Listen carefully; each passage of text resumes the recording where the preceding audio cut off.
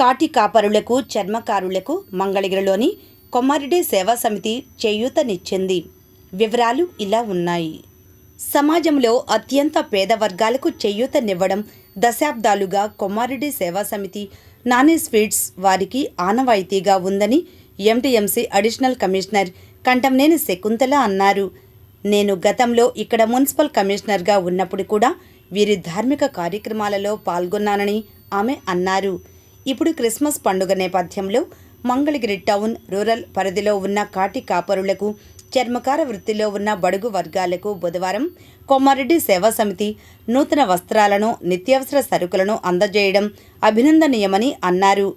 ఈ మేరకు స్థానిక వైద్య ప్రముఖులు డాక్టర్ గోలి రామ్మోహన్ రావుతో కలిసి సదరు పేదలైన 25 కుటుంబాలకు నూతన వస్త్రాలను సరుకులను కమిషనర్ పంపిణీ చేశారు.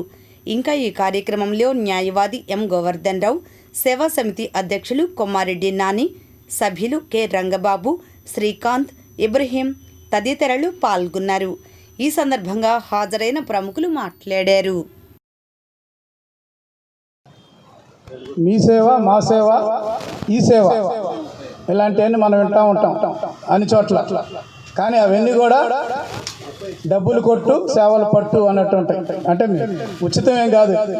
ఈ సేవకి వెళ్ళి ఉచితంగా చేయమంటే ఏం చేయరు, మీరు డబ్బులు కట్టాలి. అయితే ఎలాంటి లాభాపేక్ష లేకుండా, ఎలాంటి స్వార్థం లేకుండా ప్రజలకు సేవ చేసే సంస్థలు చాలా అరుదుగా ఉంటాయి. అలాంటి వాటిలో ముఖ్యంగా చెప్పుకోదగ్గది ఈ కొమ్మారెడ్డి సేవా సమితి అనే సంస్థ. మరి దీన్ని 25 సంవత్సరాల క్రితం మన ఈ నాని స్వీట్స్ అధినేత కొమ్మారెడ్డి నానిగారు అంటే ఆయన అసలు పేరు నానిగారు కాదు, ఎంతమంది తెలుసు? సుబ్రహ్మణ్యం గారు. నానిగారు అసలు పేరు సుబ్రహ్మణ్యం గారు, కొమ్మారెడ్డి సుబ్రహ్మణ్యం గారు. ఆయన 25 సంవత్సరాల క్రితం దీన్ని స్థాపించి సేవా సమితిని అప్పటి నుంచి కూడా 25 సంవత్సరాల నుంచి క్రమం తప్పకుండా ఎవరైనా 5 సంవత్సరాలు 10 సంవత్సరాలు చేస్తారు, అట్లా కాదు. ఆయన 25 సంవత్సరాల నుంచి క్రమం తప్పకుండా ఈ సేవా కార్యక్రమాలు చేస్తున్నారు. మరి ముఖ్యంగా చెప్పుకోవాల్సింది ఏంటంటే ఆయన చేసిన సేవా కార్యక్రమాలు చాలా ఉన్నాయి. కొన్ని ముఖ్యమైనవి చెప్పుకుందాం. మరి ఆ రోజుల్లో ఒక పేషెంట్ని మంగళగిరి నుంచి వేరే ఊరికి తరలించాలంటే అంబులెన్స్లు ఉండేవి కాదు. ఏ కారులోనో ఆటోలోనో వెళ్ళాల్సి. అప్పటికి 108, 104 అంబులెన్సులు లేవు. మొట్టమొదటిసారిగా నాన్నగారే అంబులెన్స్ని మంగళగిరిలో ప్రవేశపెట్టారు. అంబులెన్స్కి కారుకి తేడా ఏంటి? కారులో తీసుకెళ్ళొచ్చు బెజవాడ, గుంటూరు. అంబులెన్స్లో అయితే మన ఆక్సిజన్ సిలిండరు ఇట్లాంటి సపోర్టివ్ మెజర్స్ ఉంటాయి అన్నమాట. అందుకని అంబులెన్స్లో తీసుకెళ్ళాలి ప్రమాదంగా ఉన్నప్పుడు. అలాంటి సమయంలో నానిగారే మొట్టమొదటిగా మంగళగిరిలో ఈ అంబులెన్స్ అనేది ప్రవేశపెట్టడం జరిగింది. అంటే ఆయన ఆలోచనలన్నీ ఒక వినూత్నంగా ఎవరికి తట్టదు. ఇలాంటి సేవా కార్యక్రమాలు చేయాలని ఎవరికి తట్టదు. మళ్ళీ రెండోది ఏంటంటే వికలాంగులకు 3 చక్రాల బళ్ళు చాలామందికి, అసంఖ్యాకంగా ఎంతోమందికి ఇచ్చారు 3 చక్రాల బళ్ళు వికలాంగులకి. అది రెండోది.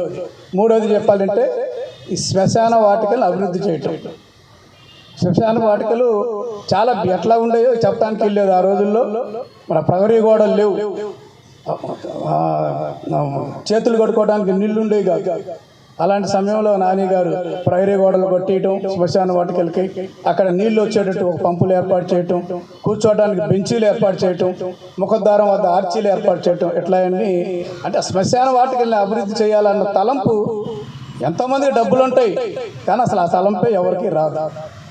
అది నాన్నగారు విశేషమైన విషయం. అంతేకాదు ఏదైనా చెయ్యాలి, సమాజంలో మనం గుర్తించాల్సి ఉన్నారు, వారు కొంత సేవ చేయాలి అని పెద్ద మనసుతోటి ఆలోచించిన శ్రీ నానిగారిదైతే అదేవిధంగా మీ పని మీరు చేసుకుంటూ ఉన్నారు.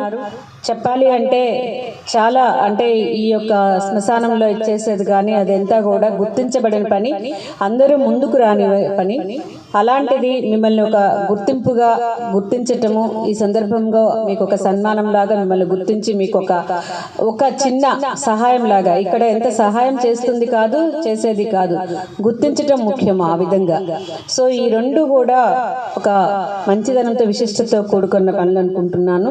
ముఖ్యంగా నానిగారు అంటే నేను కూడా ఇంతకుముందు ఇక్కడే చేయటం వల్ల మంగళగిరిలోనే నేను చేసిన సందర్భంలో కూడా ఇలా అన్ని కార్యక్రమాల్లో పాల్గొనటము, విశేషంగా వారు చేసే సేవా కార్యక్రమాల్లో పాల్గొనటం, ఏదైనా అవసరమైతే మేము కూడా అడగటం, అంటే మేము చేయాల్సిన పని లేదని ఉంటే ఇలా కొంత అవసరం ఉంది సార్ కలుస్తారా అని కూడా అడగటం జరుగుతూ ఉండేది. కాబట్టి వారితో ఎప్పుడూ కూడా అదే అనుబంధం అప్పటి నుంచి కొనసాగుతూ ఉంది.